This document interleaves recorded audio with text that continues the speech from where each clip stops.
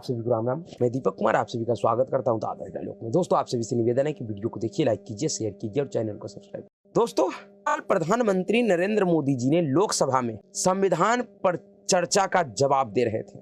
उन्होंने जिस गंभीरता से संविधान पर चर्चा का जवाब दिया, उनके जवाबों ने इस समय सदन में जो गांधी खानदान का जोड़ी बैठा हुआ है भाई बहन का, उस जोड़ी को दिन में तारे दिखा दिए। जो भाई बहन का जोड़ी पिछले 2 दिनों में संविधान जैसे महत्वपूर्ण विषयों पर अनर्गल विलाप किया है सदन में, कभी हथरस तो कभी संभल तो कभी न जाने क्या क्या विषयों, जो अनाप शनाप विषयों का उल्लेख किया है सदन में, जैसे कि चर्चा संविधान पर ना होकर मुसलमानों पर था। यह अजीब स्थिति था कि सदन में संविधान पर चर्चा हो, यह मांग कांग्रेस पार्टी का था, राहुल गांधी का था, क्योंकि उन्होंने जिस प्रकार से पिछले कुछ महीनों में खास करके लोकसभा चुनाव के दौरान जिस तरीके से पूरे देश में घूमकर लोगों को संविधान के नाम पर गुमराह किया, अपना नफरती एजेंडा फैलाया, झूठा एजेंडा चलाया, उसी एजेंडे को और आगे बढ़ाने के लिए इन्होंने एक तरीके से सरकार को फंसाने के लिए यह एक चाल चला था संविधान पर चर्चा करने का। इनको लगा कि सरकार तैयार नहीं होगा और हम सरकार को घेर लेंगे, लेकिन सरकार ने इनके इस एजेंडे को पहले ही ध्वस्त कर दिया और चर्चा करने को तैयार हो गया। और इन्हीं के मांग पे 13 और 14 दिसंबर को संविधान पर चर्चा हुआ। लेकिन संविधान पर चर्चा का मांग करके संविधान जैसे महत्वपूर्ण विषयों पर, संविधान जैसे महत्वपूर्ण विषय पे चर्चा हो और उसका जिस तरीके से इन भाई बहन की जोड़ी ने तैयारी किया था, इनके तैयारी और इनके भाषण को सुनकर पूरा देश यही सोच रहा है, इसी नतीजे पे पहुंचा है कि 50 और 55 वर्षों की उम्र होने तक भी ये भाई बहन की जोड़ी अब तक भारत के संविधान को ना तो पढ़ा है और ना ही समझा है। और इसका एक उदाहरण कल ही सदन में अनुराग ठाकुर ने दिया था राहुल गांधी को। उन्होंने दिखाया था, जो संविधान लेकर घूमते हैं उन्होंने खोलकर पढ़कर दिखाया था कि कभी पढ़ लिया कीजिए कि संविधान के अंदर क्या लिखा हुआ है। सिर्फ हाथ में लेकर घूमने से नहीं होता है। और इससे पहले भी पिछले सत्र में भी अनुराग ठाकुर ने राहुल गांधी को चैलेंज किया था कि दिन भर हाथ में संविधान लेकर घूमते हो, ये बताओ कि संविधान में कितने पेज हैं, कितने अनुच्छेद हैं। राहुल गांधी का बोलती बंद हो गया था। लेकिन राहुल गांधी और प्रियंका गांधी के चर्चा पूरे देश ने सुना। अन्य जितने भी सांसदों ने इस चर्चा में भाग लिया उनको भी पूरे देश ने सुना। देश को यह विचार करना चाहिए कि संविधान जैसे महत्वपूर्ण विषय पर जिस तरीके का बयानबाजी, जिस तरीके का भाषण, जिस तरीके का विलाप इन दोनों भाई बहनों ने किया है संसद में, क्या वह संविधान पर चर्चा के अनुरूप था? मुझे लगता है इन लोगों से कहीं अच्छा उन सदस्यों ने संविधान के ऊपर चर्चा किया है, अपना पक्ष रखा है, जो युवा सांसद है, जो पहली बार चुन कर आए हैं। जबकि ये दोनों भाई बहन ऐसे घर से ताल्लुक रखते हैं जिनका पूरा जीवन ही एक तरीके से पैदा ही राजनीति में हुए हैं, लेकिन फिर भी संविधान जैसे गंभीर मुद्दों पे भी इन लोगों का इस तरीके का तैयारी है। तो यह दुर्भाग्य है इस देश का कि इस देश का नेता विपक्ष, जिसको अब तक भारतीय संविधान का ज्ञान नहीं है, वो भारत के संविधान के ऊपर बोल नहीं सकते हैं, अपने तरफ से घंटे 2 घंटे का चर्चा नहीं कर सकते हैं। 32 मिनट का आसन प्रियंका गांधी ने विपक्ष की तरफ से संविधान पर चर्चा की शुरुआत करते हुए दिए थे, जिसमें उन्होंने कभी संभल तो कभी हथरस तो कभी शिमला तो कभी न जाने अनाप शनाप, इन सभी चीजों पे बयानबाजी किया, अपना भाषण दी। संविधान को छोड़कर उनको सभी विषयों की ज्ञान है, लेकिन संविधान का नहीं। उन्होंने संविधान पर कोई बयानबाजी नहीं किया, जबकि ये चर्चा उन्हीं की तरफ से मांगा गया था। उसी प्रकार से कल राहुल गांधी का बारी आया। राहुल गांधी ने भी, जैसा कि उनका स्वभाव है, पिछले कुछ वर्षों में देखा गया है कि राहुल गांधी पिछले कुछ दिनों से एक ही विषय पे अटका हुआ है, अभय मुद्रा, झूठी कहानी, वामपंथी गिरोहों के द्वारा रचा गया तथ्यात्मक कहानियों के जरिए वो अपने भाषण का शुरुआत किए और फिर धीरे धीरे बढ़ते बढ़ते वो वहीं पे जाके अटक गए। अडानी, अंबानी, देश का ये हो गया, देश को बेच दिया, ये कर दिया, वो कर दिया। इन्हीं विलापों के साथ इन लोगों का भाषण खत्म हुआ है। लगभग आधा घंटा का चर्चा राहुल गांधी ने भी किया। लेकिन इन सभी लोगों के बाद प्रधानमंत्री नरेंद्र मोदी ने जो कल जवाब दिया, उनका जवाब गजब का था। और उन्होंने लगभग 2 घंटे का 1 घंटा 50 मिनट भाषण दिया है। उन्होंने जो भी बात कहा हर एक बातों को संवैधानिक बिंदुओं से जोड़कर कहा। ऐसा नहीं कि उन्होंने अनर्गल बातें कहा जिसके पक्ष में ना कोई तर्क दिया और ना ही कोई तथ्य दिया। राहुल गांधी, प्रियंका गांधी का एक भी ऐसा उन्होंने बात नहीं कहा जिसको साबित करने के लिए वो पटल पे या देश के सामने सदन के माध्यम से कोई तर्क और तथ्य रखा हो। सिर्फ अनाप शनाप जो मन में आया, जो लिख कर कोई दे दिया, वही उन्हीं बातों को उन्होंने बोला। जबकि प्रधानमंत्री नरेंद्र मोदी ने जो भी कहा उसको उन्होंने प्रूफ किया तर्क और तथ्यों के जरिए। प्रधानमंत्री नरेंद्र मोदी ने संविधान पर राहुल गांधी और गांधी खानदान के पूरे इतिहास को उकेर कर रख दिया। उन्होंने शुरुआत कांग्रेसियों के फाउंडिंग फादर, कबूतर उड़ाने वाले चाचा जवाहरलाल नेहरू से किया। उन्होंने सदन के माध्यम से देश को बताया कि किस प्रकार से जिसका वंशज आज संविधान बचाओ का नारा लगा रहा है, उनका पूर्वजों ने किस प्रकार से उसी संविधान के साथ घिनौना खेल खेला।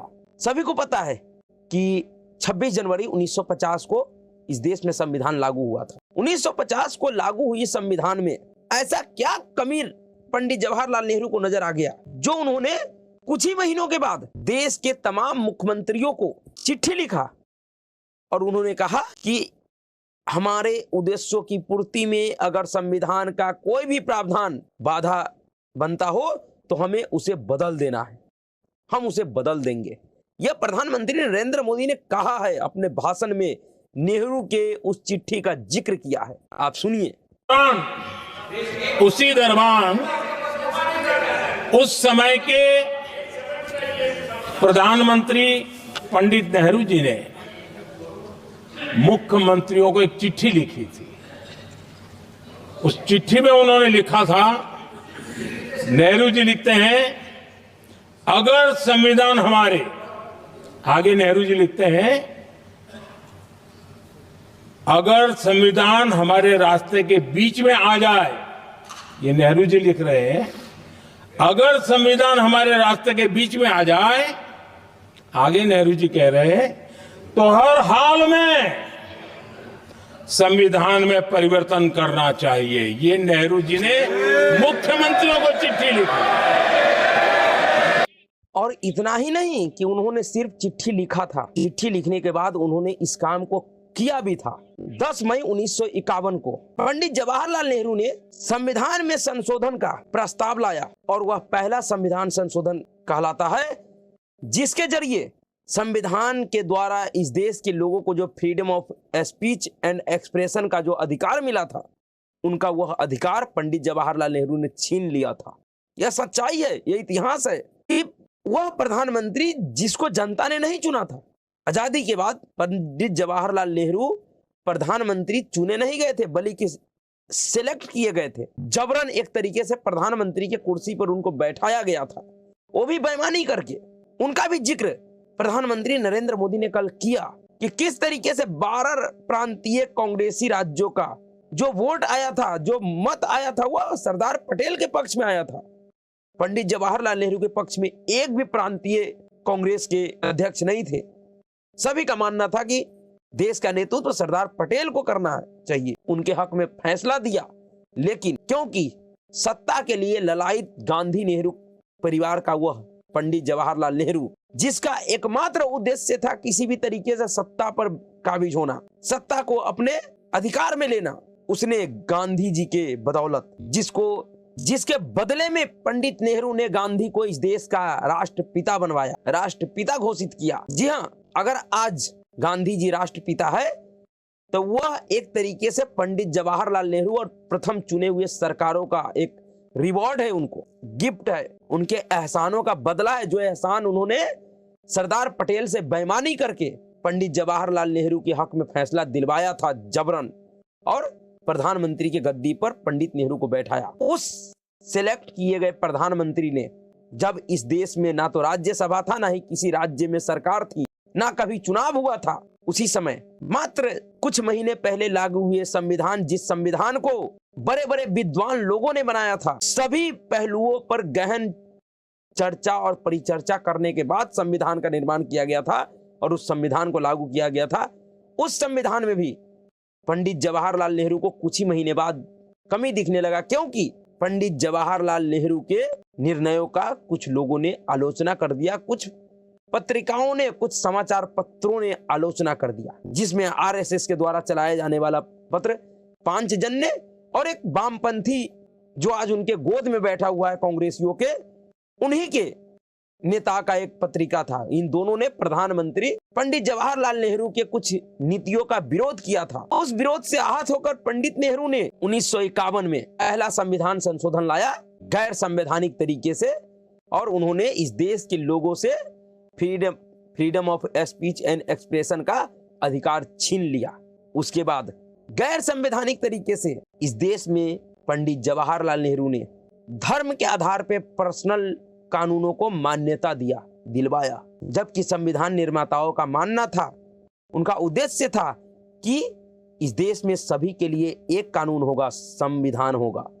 लेकिन तुष्टीकरण के राजनीति को, पश्चिमी सभ्यता से प्रेरित मानसिकता को दर्शाने के लिए पंडित नेहरू ने धार्मिक आधार पर पर्सनल कानूनों को मान्यता दिलवाया। उसके बाद उनके द्वारा चलाए गए उस रिवाज को उनके पूरे वंशजों ने आगे बढ़ाया। संविधान का जब 25वां वर्षगांठ था, उस 25वें वर्षगांठ पर कोई चर्चा नहीं हुआ था, बल्कि पूरे देश को जेल खाने में तब्दील कर दिया गया था। और वह ऐतिहासिक काम राहुल गांधी की दादी इंदिरा गांधी ने की थी, और इस देश में 25 जून 1975 को इमरजेंसी लगा दिया गया। इस देश के लोगों से, इस देश के सभी संवैधानिक संस्थाओं से उनके सभी संवैधानिक अधिकारों को छीन लिया गया था। राजनाथ सिंह जी ने कल चर्चा के दौरान उल्लेख किया था कि उस इमरजेंसी के दौरान जब उनको जेल में बंद कर दिया था तो उनकी माता जी का देहांत हो गया, लेकिन इंदिरा गांधी ने अंतिम क्रिया में मुखाग्नि में भी भाग लेने के लिए राजनाथ सिंह जी को पैरोल नहीं दिया था, जमानत नहीं दिया था। आज प्रधानमंत्री नरेंद्र मोदी ने सदन के माध्यम से देश को बताया कि किस तरीके से 1971 में जो एक घटना घटा, जिसमें इलाहाबाद हाई कोर्ट ने इंदिरा गांधी को चुनाव लड़ने से अयोग्य घोषित कर दिया, उनके चुनाव को असंवैधानिक करार दे दिया, क्योंकि उन्होंने चुनाव में गलत तरीके से बेईमानी करके सरकारी तंत्र का दुरुपयोग करके चुनाव जीती थी, इसलिए उनके चुनाव को रद्द कर दिया, जिसके बाद उनका प्रधानमंत्री का पद खतरे में पड़ गया था। अपने पद को बचाने के लिए सिर्फ उन्होंने इस देश के ऊपर इमरजेंसी जैसा काला धब्बा थोप दी, जिसमें 21 महीनों तक इस पूरे देश को बंधक बना के रखा गया। आज कोरोना जैसे विकट वैश्विक आपदा में जब प्रधानमंत्री नरेंद्र मोदी ने कुछ दिनों के अंतराल पर लॉकडाउन लगाया था, तो कांग्रेसी सोच रखने वाले लोगों को ऐसा लग रहा था कि शायद इससे पहले ऐसा कभी हुआ ही नहीं है।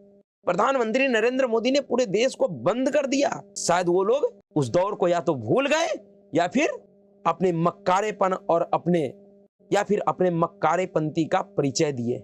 अगर उनको याद होता कि 1975 में ना ही तो कोई वैश्विक आपदा था और ना ही देश के ऊपर कोई ऐसा संकट था कि देश को इमरजेंसी जैसी कठोर निर्णयों का सामना करना पड़े, लेकिन फिर भी किया।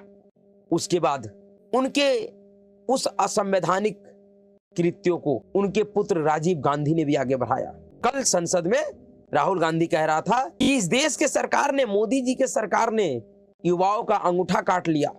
उनको बहुत दर्द है इस बात के लिए, जबकि ये एक झूठी कहानी है सिर्फ, क्योंकि कुछ तो बोलना है उनको, संविधान का तो कुछ अता पता है नहीं उनको तो, लेकिन अगर चर्चा का मांग किया तो उस पर कुछ तो बोलेंगे। उन्होंने एक झूठा कहानी फिर सुनाया और उसके जरिए सरकार पे निशाना साधा कि सरकार ने युवाओं का अंगूठा काट लिया, उनसे रोजगार छीन लिया। लेकिन 1984 में वह अपने ही पिताजी को भूल जाते हैं, जिन्होंने इस देश में हजारों सिखों का गला कटवा लिया था, जिंदा जला दिया गया था कांग्रेसियों के द्वारा। उस समय देश का सिख अपना धार्मिक पहचान त्याग दिया था अपनी जान बचाने के लिए, लेकिन राहुल गांधी और कांग्रेसियों को ये याद नहीं है। अपने पूर्वजों के किए गए कुकर्मों को उन्होंने भुला दिया। उसी प्रकार से प्रधानमंत्री नरेंद्र मोदी ने कहा कि उन्हीं के पंडित नेहरू के विरासत को, संविधान को तार तार करने के उस सोच को हर एक कांग्रेसी सरकारों ने आगे बढ़ाया और इस देश में गैर संवैधानिक कार्यों को किया। प्रधानमंत्री नरेंद्र मोदी ने यूपीए सरकार के दौरान जिस प्रकार से गैर संवैधानिक तरीके से प्रधानमंत्री के ऊपर एक गैर संवैधानिक संस्था थोपा गया था, एनएसी, नेशनल एडवाइजरी कमेटी, उसका भी जिक्र किया। उन्होंने कहा कि जो आज संविधान का दुहाई दे रहा है उनको बताना चाहिए कि नेशनल एडवाइजरी कमेटी संविधान के किस प्रावधान के तहत बनाया गया था। क्या यह संवैधानिक था? नहीं था तो फिर क्यों बनाया गया?